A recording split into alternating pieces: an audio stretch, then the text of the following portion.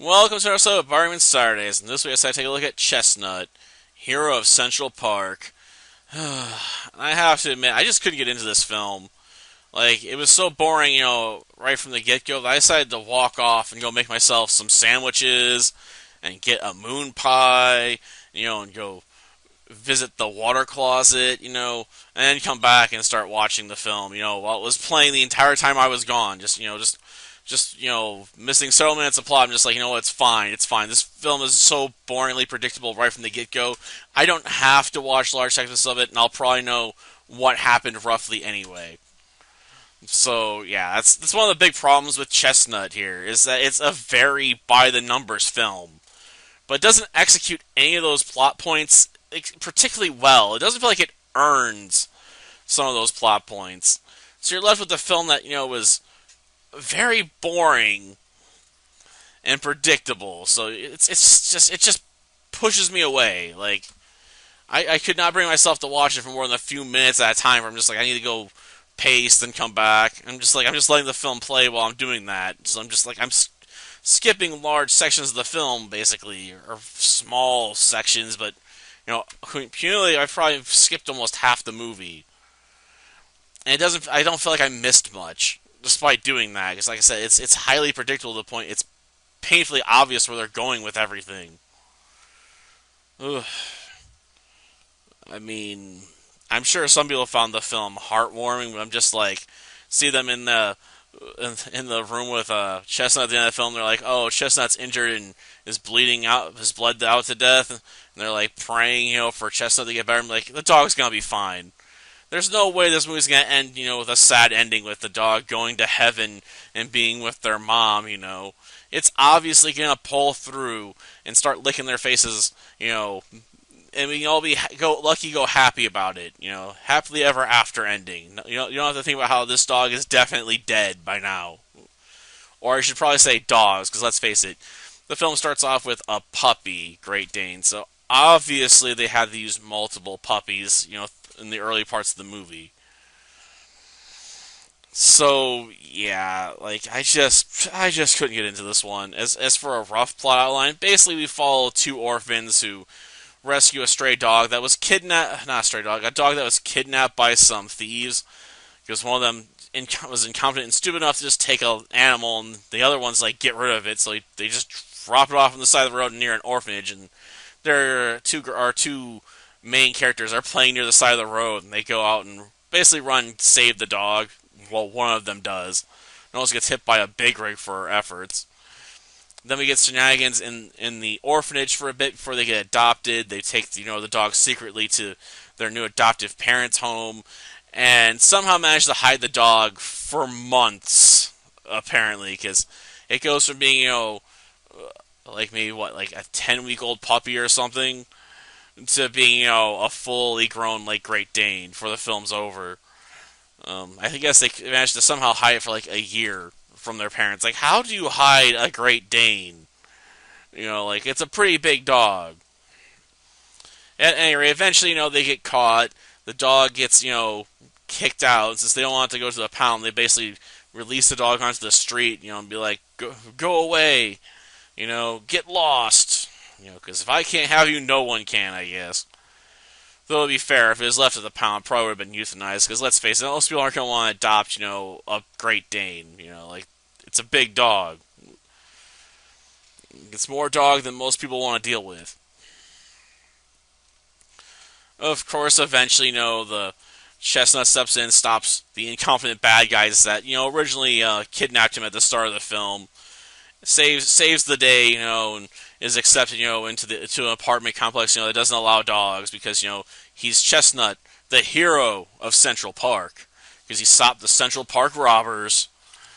So, yeah, like I said, it's a very predictable film. Though I do question, how Chestnut was smart enough to create a trap for the robbers. Like, literally, he pulls like a Home Alone stunt on them by getting a bunch of like yarn to trip them up with and spilling liquor on the ground, then drops a flour bag on them, like coat them in flour.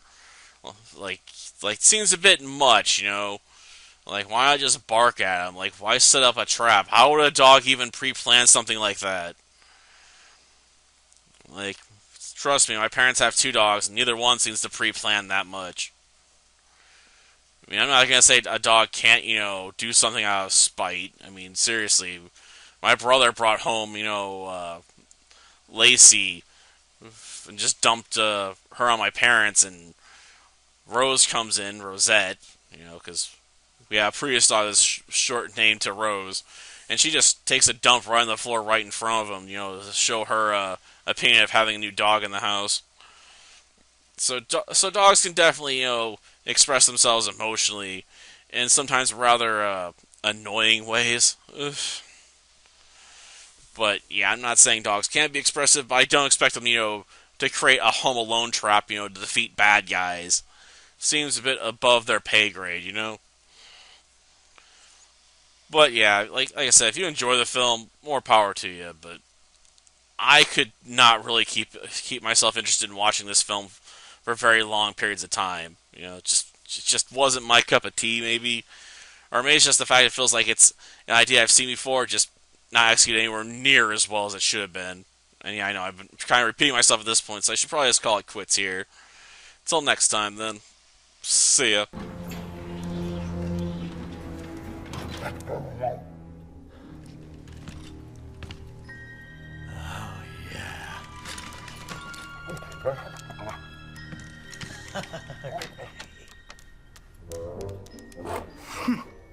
There's nothing here, boss. Check for secret compartments. Right, secret compartments.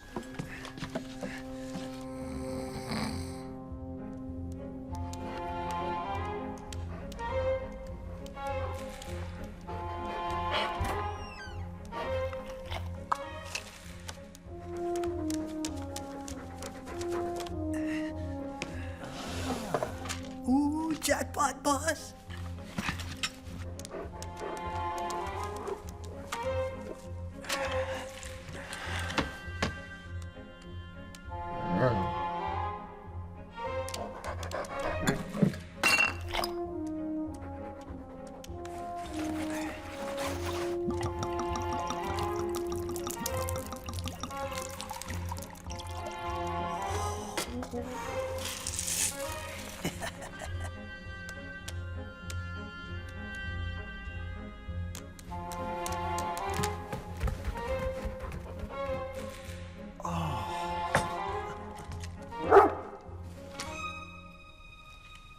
Gosh, did you hear something?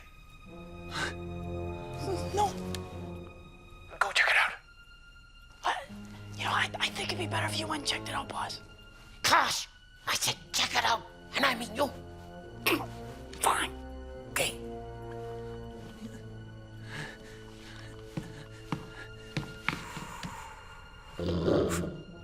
Uncle Wes, is that you? It's that darn dog again!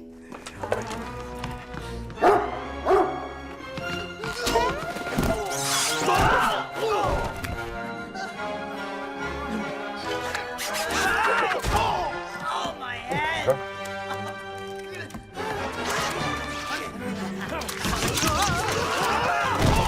Yes, this is an emergency.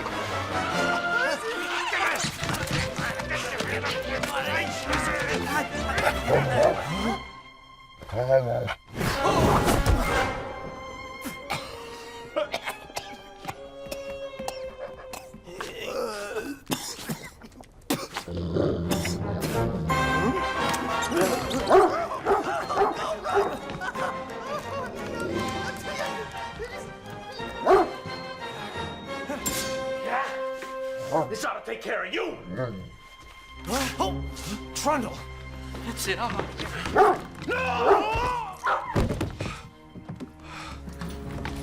Oh, hey, officer. I was just... No, wait, no, I was just...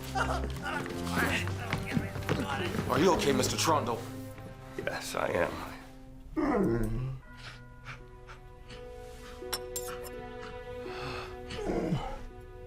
That dog just saved my life.